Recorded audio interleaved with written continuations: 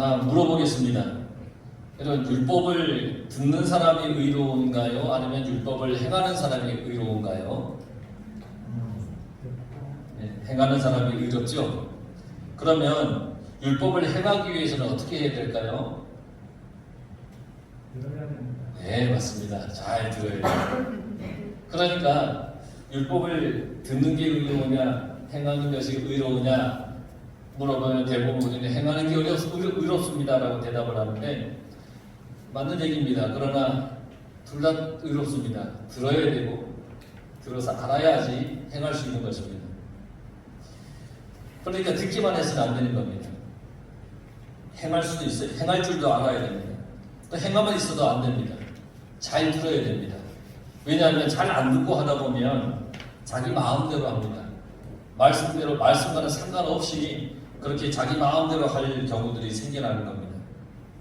그래서 오늘 성경에 보면 한 율법교사는 율법을 가르치는 사람들입니다.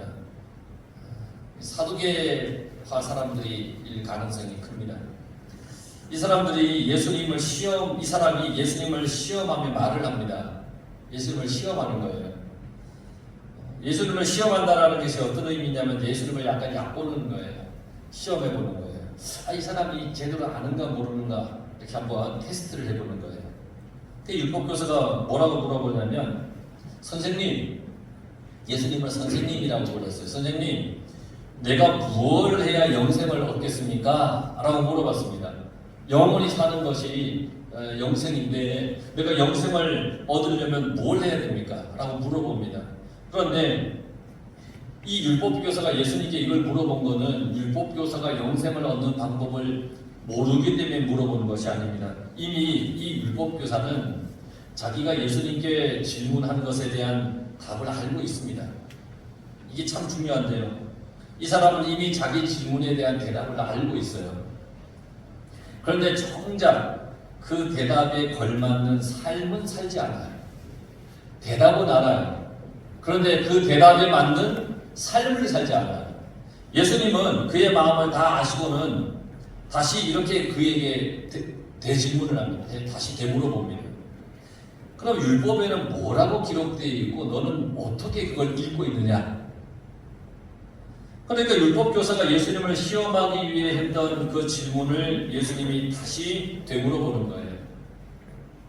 예수님의 뜻은 말로만 율법을 말하지 말고 그것을 행하는 삶을 살아라 라고 하는 것이 예수님의 대답입니다. 우리에게도 하는 말씀입니다. 지금 우리에게도 하시는 말씀이에요. 성경의 말씀은 우리는 많이 알고 있어요. 설교를 통해서 또 말씀도 많이 들어요. 그걸 행하지 않고 산다면 성경을 많이 알고 설교를 많이 듣는데 그 말씀을 듣긴 듣고 알긴 알아도 그걸 행하며 살지 않는다면 예수님께서는 우리에게도 똑같이 말씀하시는데 뭐라고 말씀하시느냐? 너는 성경을 읽고 설교를 들으면서 왜 그 말씀대로 행하지 않느냐? 라고 오늘날 우리에게도 예수님께서는 그렇게 질문을 하시고 말씀을 하신다는 거예요. 여러분, 오늘 성경이 나에게 말씀하시는 것은 바로 이 말씀대로 행하면서 사는 삶이 하나님께서 원하시는 삶이라는 것을 가르쳐주고 있어요. 말씀대로. 야고보 사도가 이렇게 얘기를 했어요. 행함이 있는 믿음에 대해서 얘기를 했는데 행함이 없는 믿음은 죽은 믿음이라. 그러니까 행함이 있는 믿음으로 살아가야 한다고 그랬습니다. 믿는다면 그대로 행해야 되는 겁니다. 그게 살아있는 믿음이라는 겁니다. 믿는다 하는 것을 안 믿으면, 행하지 않으면 그건 죽은 믿음이라는 겁니다. 율법교사는 주님의 질문에 이제 이렇게 대답합니다. 너 율법에 뭐라고 써있고 뭐라고 읽느냐? 라고 주님께서 물어보니까 이렇게 대답을 해요. 내 마음을 다하며 목숨을 다하며 힘을 다하며 뜻을 다하여 주 너의 하나님을 사랑하고 또한 내 이웃을 내 자신같이 사랑하라 하였나이다. 그러니까 율법교사가 잘 알고 있어요. 내 온 정성과 마음을 다해서 하나님을 사랑해야 되고 또 내 이웃 또한 그러한 마음으로 사랑해야 한다는 것을 이미 알고 있어요. 그렇게 읽고 있고 또 그렇게 알고 있어요. 정말 잘 알고 있어요. 자기가 어떻게 해야 영생을 얻을지 너무 잘 알고 있어요. 그렇잖아요. 말씀에 그렇게 나와 있잖아요. 그런데 알고만 있다는 거죠. 알고만 있어요. 하나님을 사랑하고 이웃을 사랑하는 것이 중요하다는 것을 알고 있어요.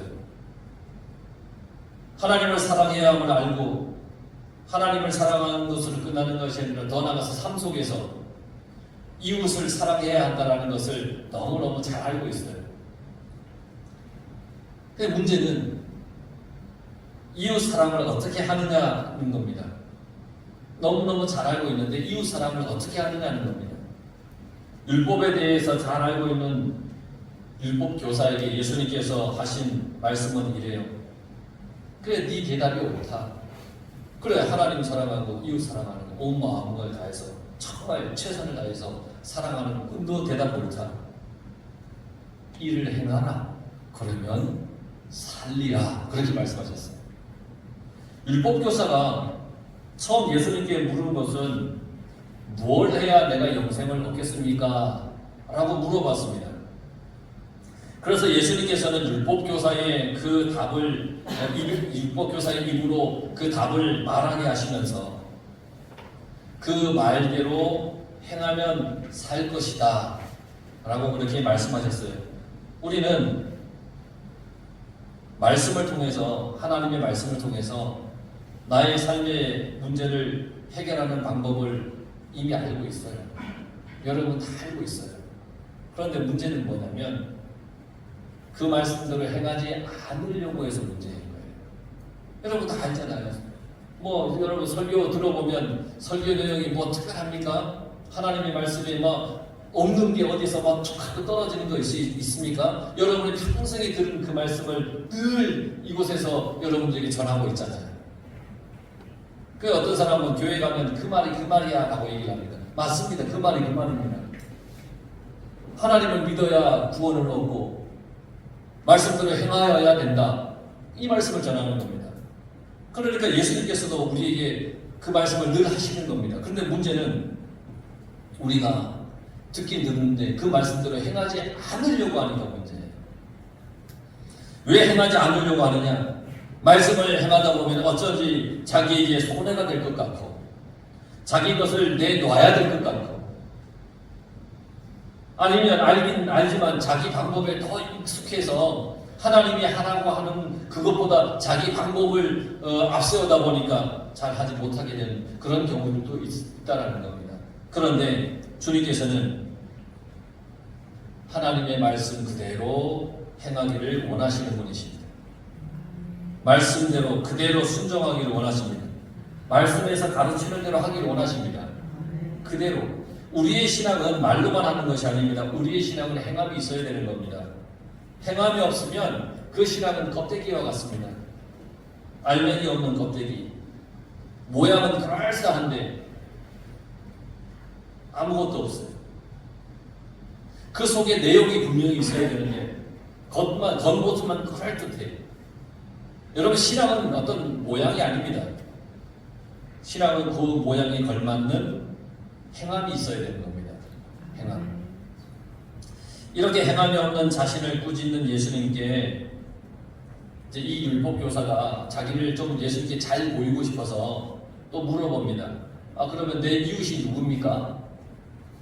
내 이웃이 누굽니까? 이 율법교사는 아마도 이웃에 대한 어떤 이 범위를 정해 놓고 있긴 한데 자기 나름대로 그 예수님께서 생각하는 이웃의 범위가 무엇냐 이게 궁금한 거예요. 자기는 이미 정해놓은 이웃의 범위가 있어요. 율법교사는 자기의 이웃을 유대인에게 국한시켜놨어요. 그러니까 유대인 외에는 자기 이웃이 아니에요. 유대 민족 사람들만 자기 이웃이에요.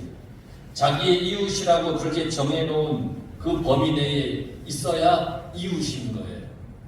그런데 그걸 숨겨놓고는 그 마음을 숨기고는 그 생각을 숨기고는 예수님에게 물어봐요. 예수님께서 생각하는 이웃의 범위를 슬쩍 물어보는 거예요. 또 시험하는 거예요. 여러분의 이웃은 누구까지 이웃이에요? 여러분? 여러분들의 이웃은 누구까지입니까?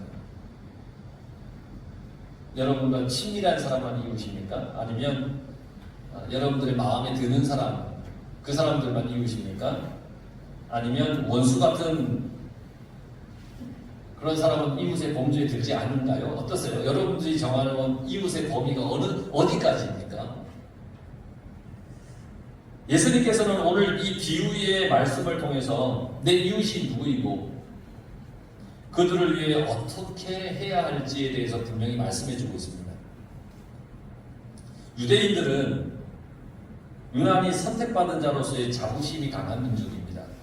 자기들을 하나님으로부터 선택받았다고 하는 이 자부심이 너무너무 강합니다. 선민, 자기를 선택받은 민족, 이 자부심이 너무 강해요. 그래서 이방인들에 대해서 자기 민족 외의 사람들을 이방인이라고 얘기를 하는데 그 이방인에 대해서 너무너무 많이 경시하는 풍조가 지나치게 많아요. 그들은 사마리아 여인도 이방인입니다. 사마리아 여인이 길가에서 이제 아이를 막 낳으려고 해요. 이 산기가 있어서 막 고통으로 신음을 하면서 도움을 이렇게 요청을 하면 이 유대인들은 뭐라고 생각하냐면 개 같은 이방인 하나가 더 태어나는 것을 돕는 일이 그들의 신앙에 위배된다라고 생각을 해서 부정한 물건을 바라보듯이 빨리 그 자리를 떠나버린다는 겁니다. 유대인이 그렇다는 겁니다. 여러분 이 생각이 얼마나 좀 그렇습니까? 이방인을 뭐라고 얘기해요? 개 같은 이방인 하나가 태어난다고 생각한다는 거예요. 그러니까 유대인의 이 사상 속에 이방인은 이웃이 아니에요. 그들과 섞일 수도 없어요. 그들과 하나 될 수도 없어요. 그런 사고를 가지고 있는 사람들이 이 유대인, 특히 이 율법교사들. 그래서 그들의 이웃은 유대인 말고는 이웃이 아니에요. 그들은 그렇게 생각하고 있어요. 이런 문화적인 배경, 이런 시대적인 배경이 있어요. 자, 이웃이 누구냐? 라고 하는 질문에 대답하기 위해서 그래서 예수님이 사마리아인에 대한 비유를 들어주는 거예요. 너희들이 개 같다고 여기는 이 사마리아인이 어떻게 행하는지 잘 들어봐라 라고 비유를 말씀해주고 있어요. 한 사람이 예루살렘에서 여리고로 내려가는 길에 강도를 만났어요. 오늘 성경에 보면 강도를 만난 사람은 가진 것을 다 빼앗겼어요. 거의 다 죽게 되었어요. 이때 제사장이 그 강도 만난 사람 옆을 지나갑니다. 그리고는 그 사람을 보고 피해서 옆길로 해서 다른 길로 갑니다. 다음으로 지나간 사람이 레위인입니다. 레위인도 강도 만난 사람들을 봤지만 도와주질 않습니다. 그냥 지나가 버렸습니다. 하지만 그들이 멸시하는 이방인이 이 사마리아인은 강도 만난 사람을 어떻게 했느냐? 그를 위하여 자기가 할 수 있는 최선을 다해서 돌보아 주었습니다. 예수님께서 물어봤습니다. 자, 이 셋 중에 누가 강도 만난 사람의 이웃이냐? 율법교사가 예수님께 내 이웃이 누구입니까? 라고 그렇게 물어봤죠. 그 대답을 위해서 예수님께서 비유로 말씀하신 후에 다시 율법교사에게 물어봤어요. 네 생각에는 이 세 사람 중에 누가 강도 만난 사람의 이웃이 되겠느냐? 율법교사는 스스로 대답하죠. 자비를 베푼 사람입니다. 그러니까 예수님께서 명령하시죠. 가서 너도 이와 같이 하라. 유대인이 경멸하는 이방인과 같이 유대인이 경멸하는 그 이방인과 같이 너 행동해라. 이렇게 말씀하시는 겁니다. 율법교사는 자기가 사랑해야 하는 이웃은 당연히 유대인만이라야 한다고 생각했습니다. 하지만 예수님께서는 이방인이라 할지라도 이웃의 아픔과 고통을 위해 돌봐준다면 그가 이웃이 된다라고 가르쳐 주었습니다. 로마서 2장 14절에서 15절에 보면 율법 없는 이방인이 본성으로 율법의 일을 행할 때에는 이 사람은 율법이 없어도 자기가 자기에게 율법이 되나니 이런 사람은 그 양심이 증거가 되어 그 생각들이 서로 혹은 송사하며 혹은 변명하여 그 마음에 새긴 율법의 행위를 나타내느니라.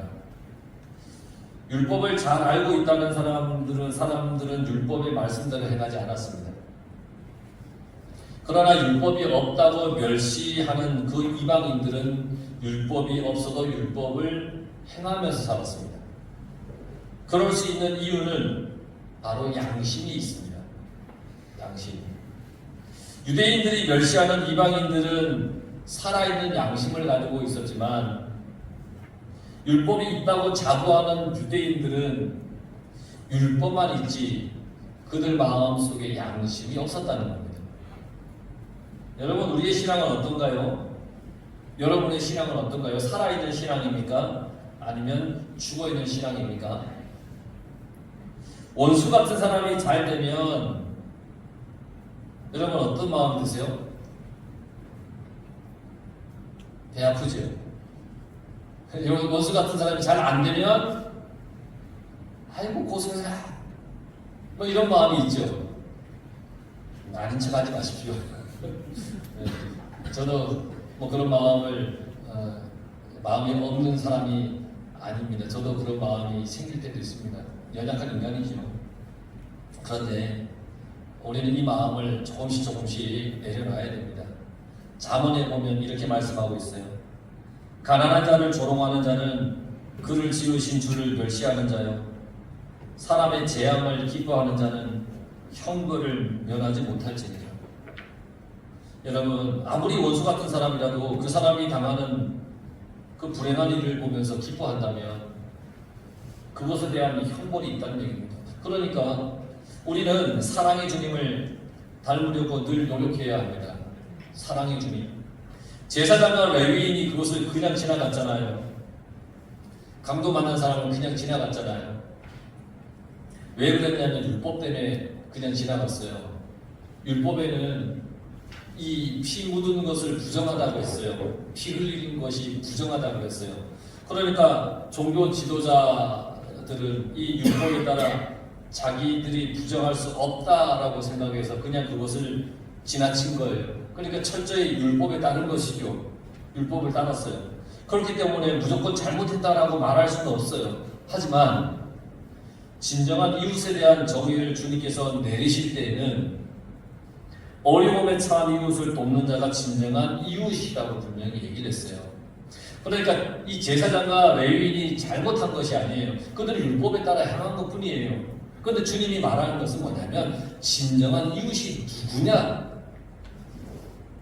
율법에 따라 그냥 지나간 자가 이웃이 아니라 강도 만난 자를 도와준 그가 이웃이라 그렇게 말씀하는 거예요. 그러므로 율법에 내 이웃을 내 자신과 같이 사랑하라 하는 그 말씀을 지키기 위해서는 이웃에 대한 이 범위를 우리는 율법에 국한시켜 놓아서는 안 됩니다. 어려움과 위기에 처한 사람에게 손을 내미는 것이 바로 이웃을 사랑하는 것이라는 거예요. 우리 교인들끼리만 좀 뭉쳐서 우리끼리만 살아갑시다 라고 하지 말라는 겁니다. 어려운 이웃이 있으면 그들에게 손을 내밀어 주라는 것입니다. 여러분 그렇게 살아가시기 바랍니다. 아니 저 사람은 교회 안 다니는데 내가 뭘 도와줘? 혹 그런 마음을 한 번이라도 가지면 살아본 적이 있으십니까? 그러면 안 된다는 겁니다. 도와주라는 겁니다. 도와주라는 겁니다. 그러면 어떤 마음을 가져야 이렇게 이웃을 도울 수 있는 내 속에 어떤 마음이 있어야 되느냐? 근훈의 마음이 있어야 됩니다. 불쌍하게 여겨야 됩니다. 그 사람을 보면서 불쌍하게 여기는 마음이 있어야 됩니다. 아유, 어려움을 당했고, 아유, 얼마나 힘들까. 사마리아인은 강도를 만난 사람을 보고 불쌍히 여겼다고 했습니다. 어려움을 당한 사람을 불쌍히 여기는 마음이 있어야 그를 도울 수 있습니다. 그러니까 사랑의 근원은 긍휼의 마음에서 시작됩니다. 사랑의 근원은 도움의 손길은 불쌍히 여기는 그 마음에서 시작되는 겁니다. 그가 불쌍히 여겨져야 됩니다. 그래야 시작할 수 있는 겁니다. 그래서 긍휼의 마음을 우리는 품어야 됩니다. 하나님께서 긍휼한 마음으로 우리를 사랑해 주셨습니다. 우리를 긍휼하게 이렇게 바라보셨습니다. 우리를 불쌍히 여겨주셨기 때문에 예수님을 우리에게 보내주신 겁니다. 죄악 가운데 죽어가는 우리를 너무 불쌍하게 여기셨기 때문에 예수님을 보내주셨습니다. 만약에 하나님께서 우리를 불쌍히 여기지 않았다면 아마 주님은 심판의 주로 우리에게 일관했을 겁니다. 무조건 심판했습니다. 무조건 징계를 내리고 무조건 처벌하고 징계 내리고 멸하시고 그냥 막 칼같이 그냥 그렇게 하셨을 겁니다. 하지만 하나님께서는 길이 참으시면서 우리를 불쌍하게 여겨주신 겁니다. 그래서 십자가의 주님을 우리에게 보내주신 겁니다. 이런 하나님의 긍휼의 마음을 가져야 진심으로 이웃을 사랑할 수 있습니다. 이러한 긍휼의 마음을 가진다면 우리는 이웃을 위해서 내 것을 내놓을 수도 있습니다. 이 사마리아인은 강도 만난 사람에게 가까이 가서 기꺼이 자기가 가지고 있는 기름과 포도주를 가지고 그 상처를 싸매 주었습니다. 기꺼이 자기에게 있는 것. 이 사람은 여행 중에 있는데 기름과 포도주는 너무너무 귀한 겁니다. 있어야 됩니다. 그런데 이 강도 만난 사람을 위해서 기꺼이 자기의 것을 내놓을 그런 마음이 있었던 겁니다.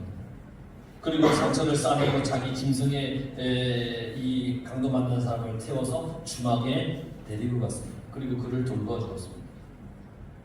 자기가 가지고 있는 것을 다 사용했습니다. 아낌없이 사용했습니다. 예수님께서 십자가에 달려 돌아가실 때 우리를 위해서 피와 물을 다 쏟으셨습니다. 남기지 않았습니다. 다 흘렸습니다. 우리를 위해 다 흘리셨습니다. 우리의 죄가 용서받을 수 있다면 자신의 피와 그 물을 몸에서 나오는 모든 물을 다 쏟아도 아깝다 하지 않으셨다는 겁니다. 사마리아인은 여기서 끝나지 않았습니다. 다음날 주막 주인에게 강도 만난 사람을 잘 돌봐주라는 겁니다. 요청했습니다. 돌봐주는데 돈이 더 들면 그래도 괜찮으니 더 들어서라도 돌봐주라는 겁니다. 얼마든지 아끼지 말고 도와주라는 겁니다. 돌아오는 길에 내가 갚아줄 거니까 그렇게 하라는 겁니다. 사마리아인은 끝까지 책임지는 사람이었습니다. 이웃을 향한 도움의 손길을 적당한 선에서 마무리하지 않았습니다. 그냥 주막에 갖다 두고 그냥 떠나버리면 그만일 수도 있잖아요. 그런데 그러지 않았다는 겁니다. 끝까지 책임졌다는 겁니다. 끝까지. 이 사람은 끝까지 책임지는 그런 사랑을 보여주었습니다. 누가 시킨 것이 아닙니다. 스스로 이웃에 대한 사랑을 베풀 때 끝까지 해야 한다는 그 정신으로 사마리아인은 살았던 겁니다. 여러분, 우리도 그렇게 살았으면 좋겠습니다. 이것이 내 이웃을 내 몸과 같이 사랑하라는 말씀대로 하는 것입니다. 내 이웃을 내 몸과 같이 사랑하라. 이 말씀을 하시면서 주님이 전제하신 것이 있잖아요. 율법에 전제하는 것이 있잖아요. 내 마음을 다하고 목숨을 다하고 힘을 다하고 뜻을 다하여 모든 것을 다 하라는 것이죠. 우리는 내 몸이 아프면 언제까지 병원을 다닙니까? 다 나을 때까지 다니잖아요. 내가 아프면 다 나을 때까지 병원을 가잖아요. 그렇게 나를 사랑하는 이웃을 사랑하라는 겁니다. 하나님께서 우리를 끝까지 책임지시듯이 우리도 이웃을 사랑하는 것에 있어서 끝까지 책임을 가지고 사랑하라는 겁니다. 적당한 선에서 마치는 것이 아니라는 겁니다. 이렇게 말씀하시고는 예수님께서 율법교사에게 가서 너도 이와 같이 해라. 그렇게 말씀하셨죠. 가서 이웃에게 선을 베풀라는 겁니다. 너희들 유대인에게만 국한하지 말고 어려움을 당한 이웃에게 가서 선을 베풀어라. 가난한 자에게 가서 선을 베풀어라. 그게 다 너의 이웃이다. 사마리아인처럼 가서 도와라. 돕되 이 사랑의 마음, 긍휼의 마음을 가지고 끝까지 최선을 다해서 도와라. 사마리아인의 이 정신과 자세가 사랑의 마음임을 명확하게 가르쳐 주었습니다. 성경에 보면 갈라디아서 6장 9절에서 10절에 선을 행하되 낙심치 말고 기회 있는 대로 모든 이에게 착한 일을 해라. 로마서 2장 13절에 하나님 앞에서는 율법을 듣는 자가 의인이 아니요 오직 율법을 행하는 자라야 의롭다 하심을 얻으리니 라고 말씀하고 있습니다. 여러분, 율법을 많이 알고 들었다 해도 그것이 전부가 아니에요. 말씀대로 행하는 자라야 하나님으로부터 의롭다 함을 듣는다 그랬습니다. 우리는 말씀을 잘 알고 있습니다. 늘 듣습니다. 그러면 그 말씀을 가지고 가서 행하여야 합니다. 내 이웃에게 사랑을 전해야 됩니다. 내 이웃을 긍휼한 마음으로 이렇게 바라봐야 됩니다. 그리고 도울 수 있는 최선을 다하는 도움의 손길로 그들을 도와야 되는 것입니다. 우리는 하나님의 말씀을 듣고 사는 하나님의 자녀들입니다. 우리는 그 말씀을 행하는 믿음까지 전진해야 합니다. 행하는 믿음까지. 말로만 하는 선행과 이웃사랑이 아니라 행함이 있는 믿음을 통해서 주님께서 기뻐하는 그런 인생을 여러분들이 살아가야 합니다. 그러니까 이 한 주 여러분 세상 가운데 살아갈 때 정말 어려움을 당한 이웃이 누가 있나, 그를 바라보면서 정말 도움의 손길로 그를 도와주시고 그에게 끝까지 주님의 거룩한 사랑을 베푸는 그러한 믿음의 인생을 모두가 살아가시기를 간절히 축원합니다. 기도하겠습니다.